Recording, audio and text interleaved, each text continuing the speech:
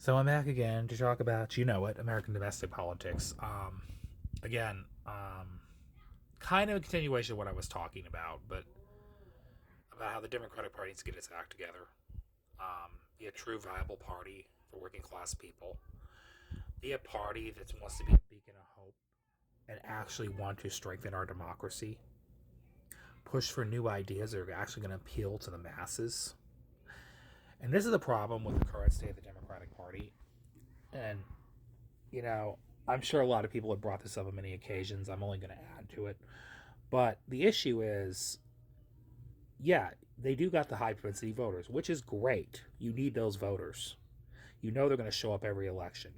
They're doing great in all these special elections. They're going to do great in these midterm elections because those high propensity voters will show up. They know that. Okay? You want the educated vote. There's nothing against that. But the party's got to broaden its appeal outside of just educated voters. It's just reality. It's math. Because the reality that we all have a hard time accepting is in 2024, a lot of the working class people, the people that are not as informed in politics, the people that are lower propensity voters, but they're working class, they voted for Trump. That still is a red flag, despite the fact Democrats have been doing good since Trump got in office. I don't think they can't lose sight of the fact that this reality could occur again. Okay. Because those low propensity voters are not going anywhere any more than the high propensity voters are. Now, a lot of these low propensity voters may not show up in midterm elections in the same numbers. That's good for the Democrats, obviously. They're not going to show up in special elections and off year elections. That's obviously good for the Democrats. So, in a lot of ways, Democrats have made some monumental gains. I'm not undermining that. But you got to broaden your appeal outside of the educated class. Because the reality is, still the majority is not educated. They're working class. They're the steel workers. They're the culinary workers. They're part of the labor unions. This is the majority of the country because the country was built on working class roots. Okay, and this is what I mean when I say the Democratic Party needs to go back to its roots of being pro labor. You know, being more visionary like they used to be. And that's why we need kind of the energy of the civil rights movement of the 60s and the 70s era. We need some of that energy back, um, but with a real purpose. Because we are in the tide change of a civil rights era all over again. Because the reality is, the right wing is pulling our progress back. So it's just as urgent. Our fight for liberty, justice, and liberation is more real than it ever will be. History's repeating itself 50 years later.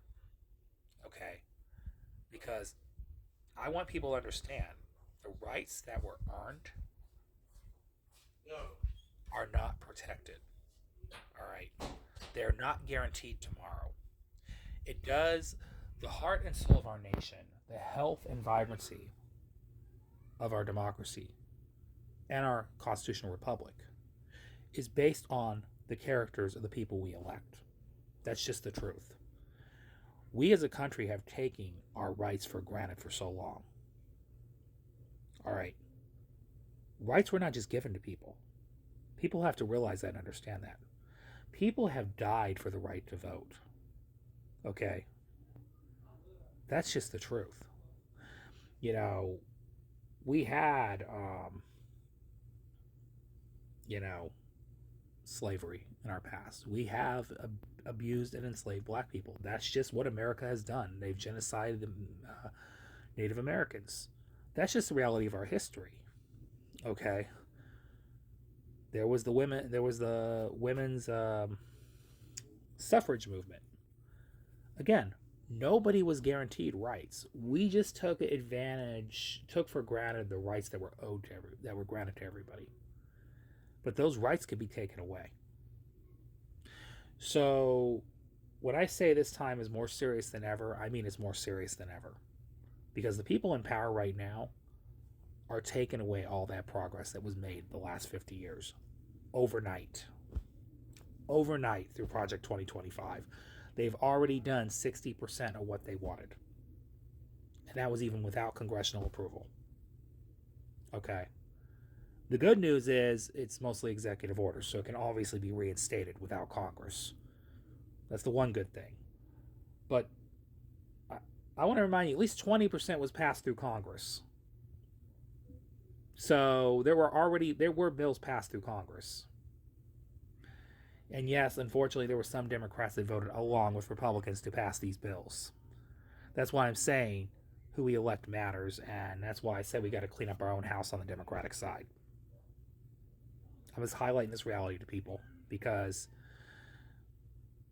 without those few Democrats that were in office, some of these bills wouldn't have passed. Just saying. Some of these Democrats have been complicit, along with Republicans, with dismantling our already very fragile democracy and constitutional republic. All right. So the Democratic Party is going to get its act together in the sense that they got to go back to working class roots. They got to go back to the pro-labor movement. They got to go back. They got to actually embrace their ideals and actually stand for something other than just being the machine. Okay. That's just the reality. We need rebranding completely from the bottom up. And I encourage everybody to get out in these primaries and vote for better people. I'm telling you right now, some of these Democrats, they may have done some good service in office when they were there.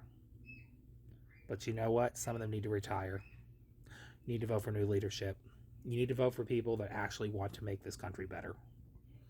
Not people that have been there for 50 years, serving the machine. And it's time to change. It's time for change. This is the change election. Okay? And this will also be a preview to what's likely going to happen in 2028. Okay? Because we need a true tide shift here. And I don't mean just political power. I don't mean just voting Republicans out and voting Democrats in. We need to vote for different Democrats. And we need to have the flame of passion of us to be under them about moving this country the right direction. Because this is not a joke.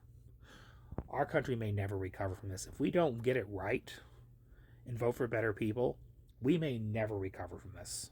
We may go back to the same era of politics where, we got to vote for the more electable candidates to change nothing. Because you look what we got with Biden. Now, Biden did some good things as president, but he didn't go far enough on certain things, especially holding these January 6ers accountable, especially holding Trump accountable himself. Merrick Garland was weak and feckless. Okay. Democratic Party didn't fight for anything, really. And then they made excuses for their own colleagues who voted with Republicans to stop anything from getting done. This has got to change. We need a party that's forward-thinking and actually wants to fight for the working class. So they made some gains, and I'm not undermining that. But they got to go outside the educated voting bloc. Because there's more to the country than just high-propensity voters that are highly educated. That's just reality. You need a mass appeal to the country. You need to turn out non-voters that are completely disenchanted with politics because they feel like the quality of their life has not gotten better. And they care one iota less about what's going on in the world because they feel like their life is not getting better regardless. They've lost hope. You got to put the energy of hope back into every single working class American and immigrant who wants to become an American and has hopes of a better future. Okay. That's all I want to say in this video. See y'all later. Have a great day. Have a great night. Love y'all. Goodbye.